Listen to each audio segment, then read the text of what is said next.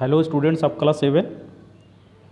In previous video I was talking about conduction, the chapter heat and its effects. This conduction is related to that chapter, and I was talking about conduction, and here to be started conditions for the conduction of heat.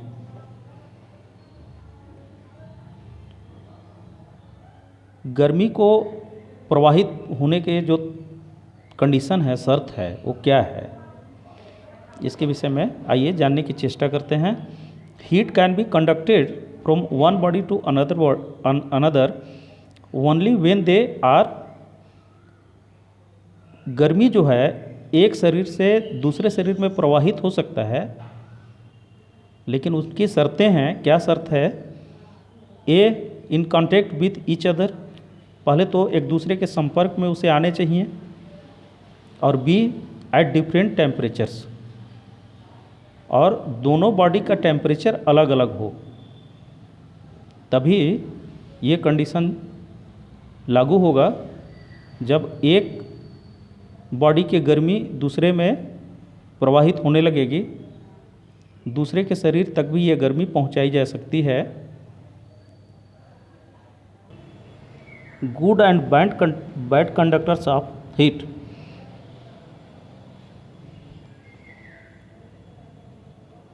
गर्मी के अच्छे और बुरे यानी कि सुचालक और कुचालक क्या हैं?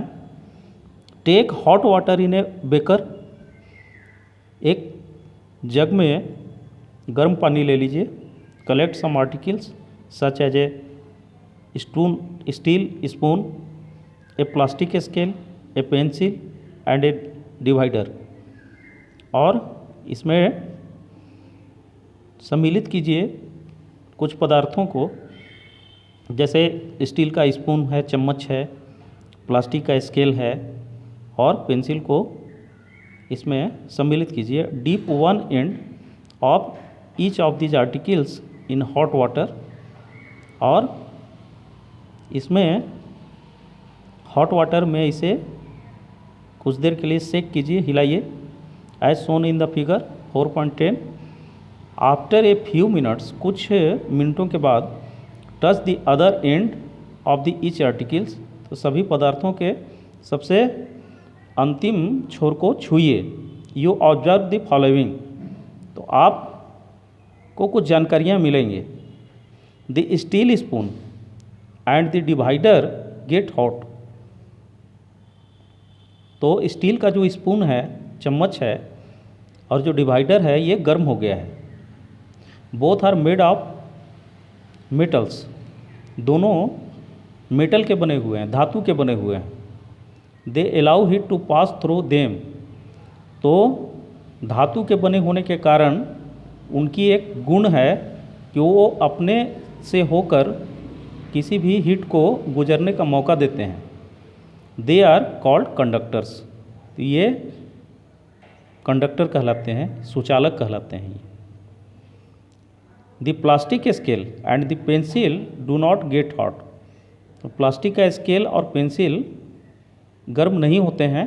The scale is made up of plastic, क्योंकि स्केल जो है प्लास्टिक का बना होता है। Where is the pencil is made of wood, जबकि पेंसिल लकड़ी का बना होता है। तो both plastic and wood do not allow heat to pass through them, तो प्लास्टिक से बना हुआ पदार्थ और लकड़ी से बना हुआ पदार्थ, ये जो है गर्मी को अपने से होकर गुजरने नहीं देते हैं। They are called insulators, they are called insulators. तो इंसुलेटर्स मीन्स कुचालक, ये गर्मी के कुचालक हैं, सुचालक नहीं है। सुचालक क्या था? स्टील का स्पून और डिवाइडर, क्योंकि ये धातु मेटल के बने होते थे, इसीलिए गर्मी वाली जगह में जब इन्हें रख दिया जाएगा तो उष्मा को ये अवशोषित कर लेंगे और इसका दूसरा छोर भी गर्म मालूम पड़ेगा।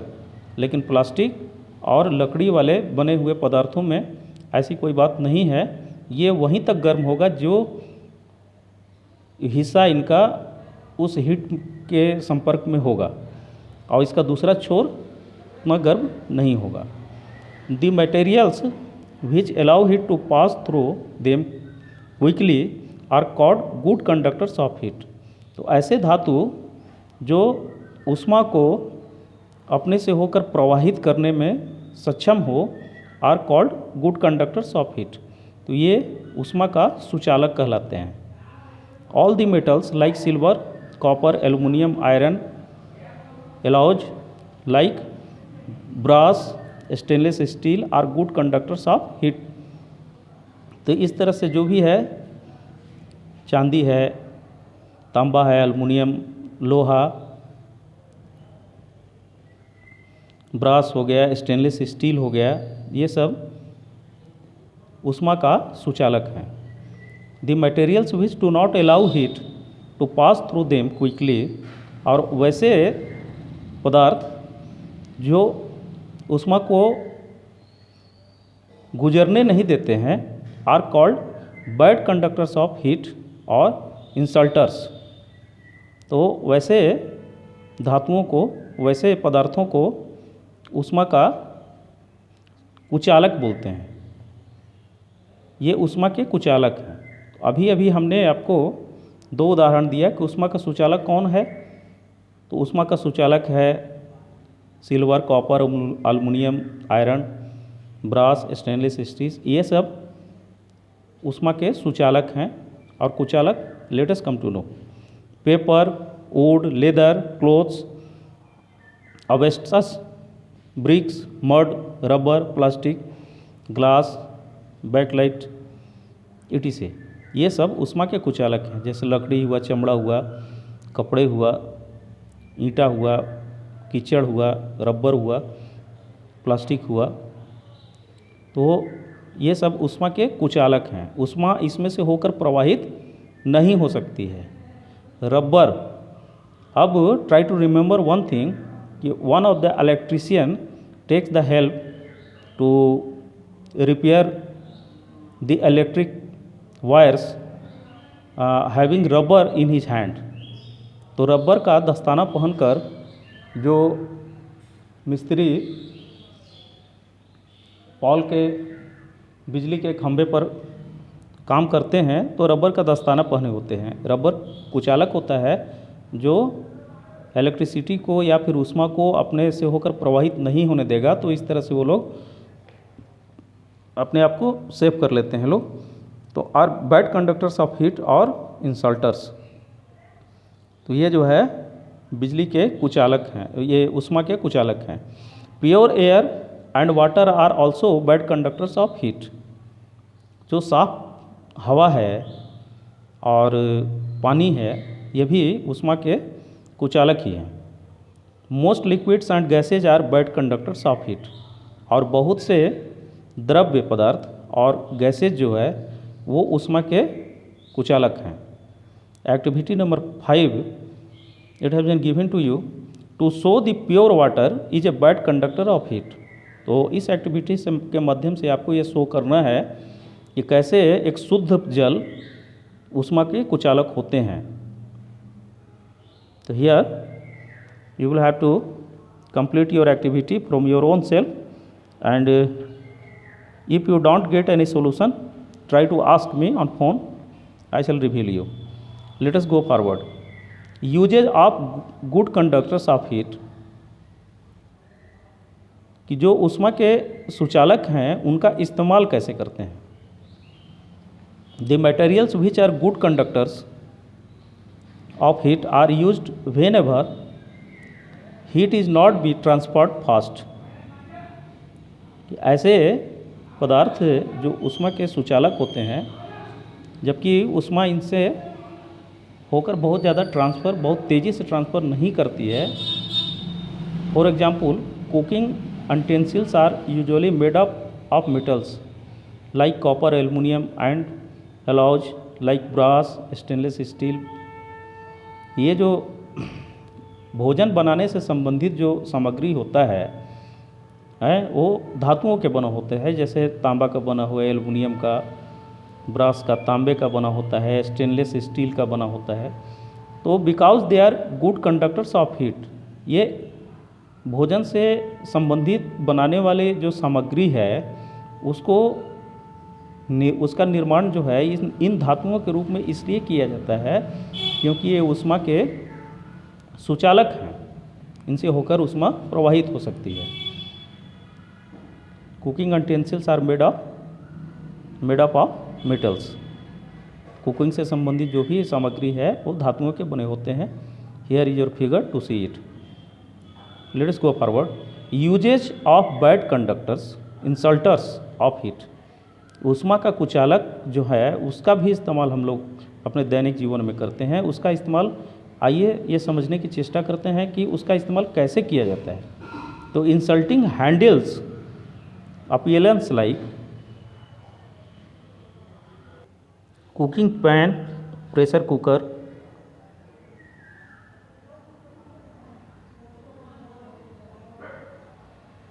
cooking pan, pressure cooker, electrician and electric kettle have wooden or backlight handles because these materials are bad conductors of heat।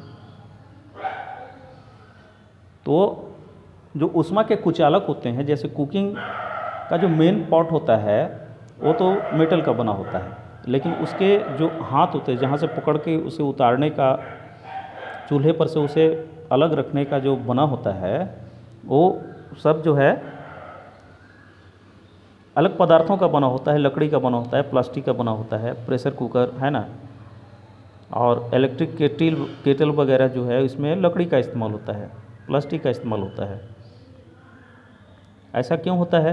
क्योंकि ये ऊष्मा के कुचालक हैं। ऊष्मा इनसे होकर प्रवाहित नहीं होगी तो ये गर्म नहीं होगा, और जो इस पर काम कर रहा है, इन बर्तनों से जो काम कर रहे हैं उनको सहूलियत होगा। They do not allow heat to pass through them quickly. वे अपने पास से दूसरे जगह हीट को पास नहीं होने देते। Hence the heat from the hot appearances does not flow into our hands. तो इस तरह से हीट उसमें से नहीं पास होता तो हमारे हाथ को नहीं जलाता ये। एज ए रिजल्ट, और इसी रिजल्ट के तहत we can hold the appearance by their handles. तो मैं इस पूरे सामग्री को हैंडल की सहायता से हम लोग पकड़ लेते हैं। Even when they are hot, जबकि उनका जो मेन पॉट होता है वो गर्म होता है तो भी हैंडल को हम लोग पकड़कर उसे हटा लेते हैं। और इसीलिए वो लकड़ी का बना होता है और प्लास्टिक का बना होता है। False ceilings. False ceilings are generally made of plaster of Paris. ये जो सीलिंग बना होता है, जो हम लोग किसी कमरे की ढलाई कर लेते हैं, और ढलाई करने के बाद अंदर कमरे में बैठकर जो ऊपर का सीलिंग दिखता है, ये सीलिंग जो है प्लास्टर ऑफ पेरिस का बना होता है।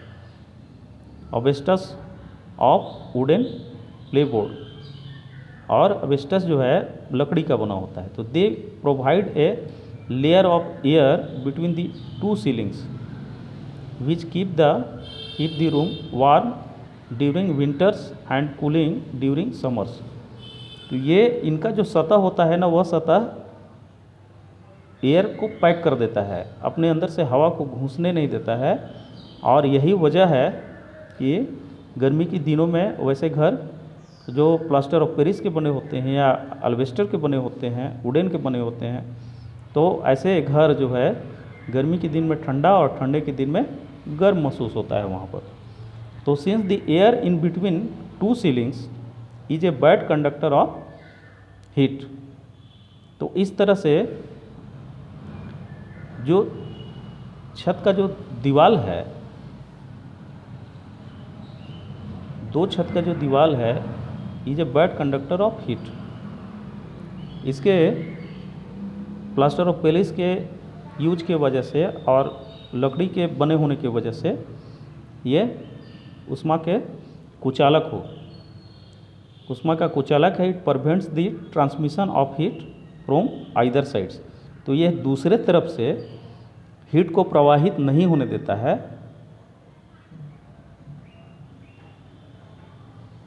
Let us come to know about woollen garments. Woollen garments, ऊन के बने हुए जो पोशाक होते हैं। इन विंटर्स, जाड़े के दिनों में वी वियर वुलन क्लोथ्स, हम लोग ऊन के कपड़े पहनते हैं। और wool is a bad conductor of heat, wool भी जो है, ये ऊन भी ऊष्मा का कुचालक है। Moreover the air gets trapped in between the wool fibres, और इस तरह से हवा को जकड़ कर रख दिया जाता है। उसके रेशे जो हैं, ऊन के जो रेशे हैं, उनमें ऐसा गुण है जो हवा को पास नहीं होने देते। Air is also a bad conductor of heat, तो इस तरह से हवा भी जो है ऊष्मा का कुचालक है।